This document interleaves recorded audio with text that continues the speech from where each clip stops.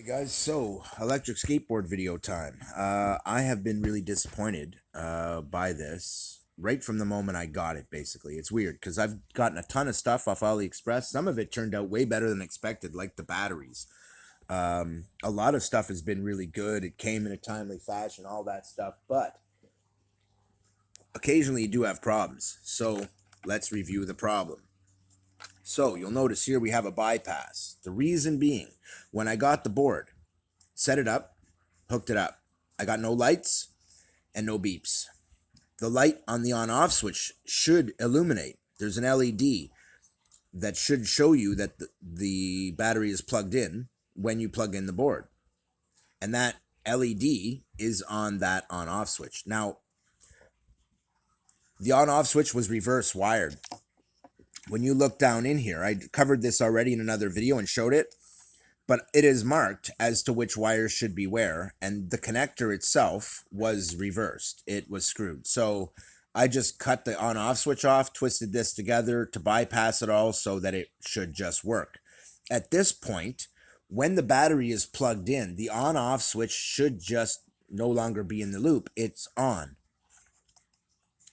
And therefore, the board should beep. It should acknowledge the fact that the battery has been plugged in. Unfortunately, it doesn't do that. It does absolutely nothing. It makes no sound, no nothing. There are no lights on the board that I could find, and nothing comes on.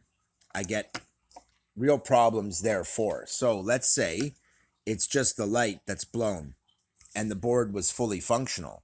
Well, when you go to pair this, you find that you need to have this plugged in and then turn the on-off switch on.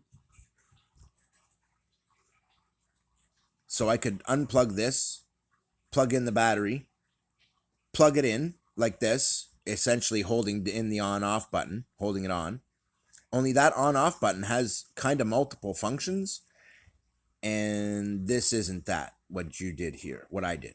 So it's just holding everything on, basically, which means when I plug in, it goes on. That should be fine. That should make it so it's holding that button pressed until this should start to flash, indicating that it's in pairing mode.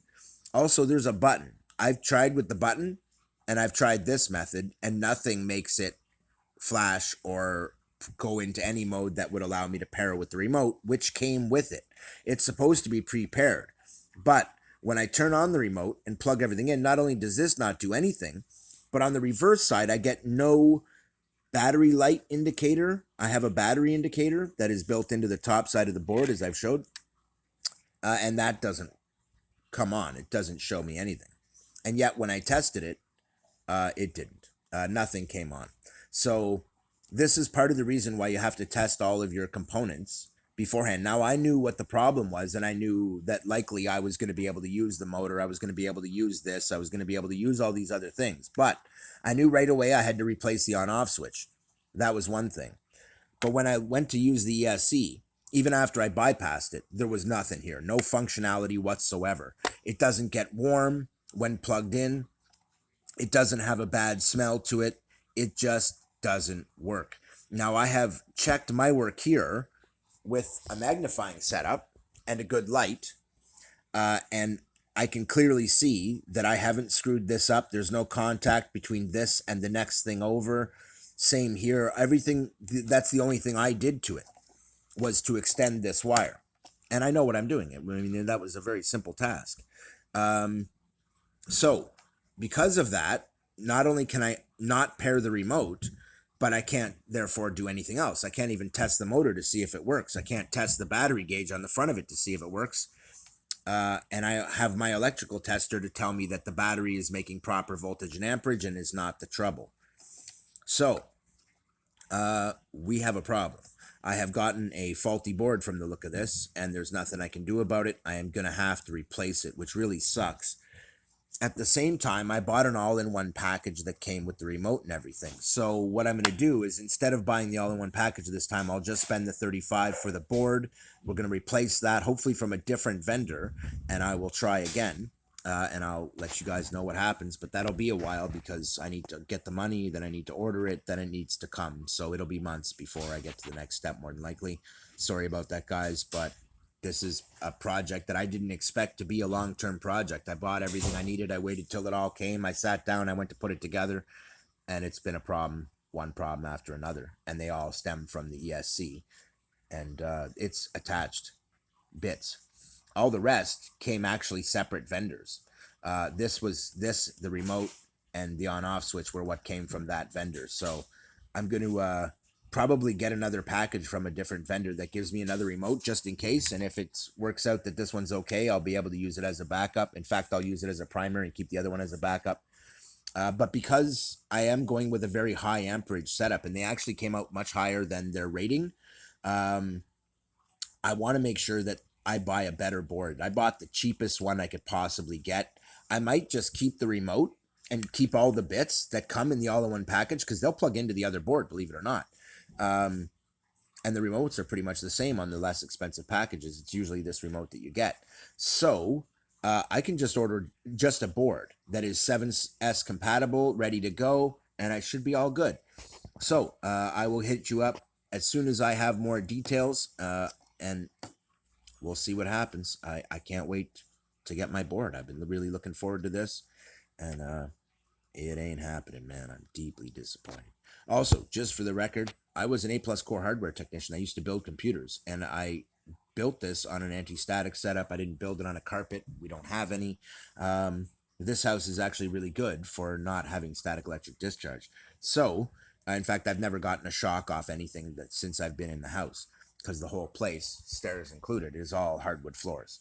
That being said, I know I didn't fry this. This is from the factory. But because I've done this, I doubt they'd take it back. I also did this.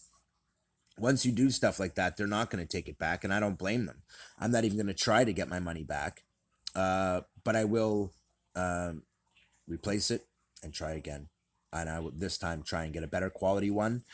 But I may not have done so bad here because the all-in-one package for the better boards is actually fairly expensive. And I should be able to make the two of them work together no problem. The remote's pretty basic. They're pretty standardized. So I'll just upgrade this and make sure that it's compatible with the high amperage that I want to use and all that stuff. And I'll keep all the other ancillary goodies that came with the package. But it'll come with a new on-off switch, which will solve that problem as well.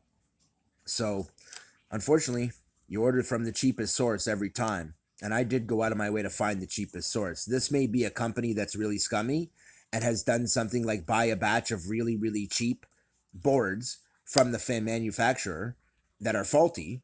And then instead of fixing them like some companies do and selling them cheap as a refurbished board, they just resold them. I don't know if that's the case, but that'd be my guess. If I knew for sure, I'd tell you which the vendor was, but in this case, I don't think I should. And honestly, at this point, I can't anyway because of the Google hack. I can't get into my main Google account, which means I had to start a new YouTube channel, essentially. I'm going to have to start a new Facebook, apparently, and all that stuff, which is really, really frustrating for me. I've been on Facebook for a decade plus. No, I've been on Facebook literally from the time they started. Same with YouTube, guys. And I'm really disappointed that it's gone like this to where I have to start over. So I am going to be starting over and trying to rebuild all that so I can continue to share videos with you guys. Keith out.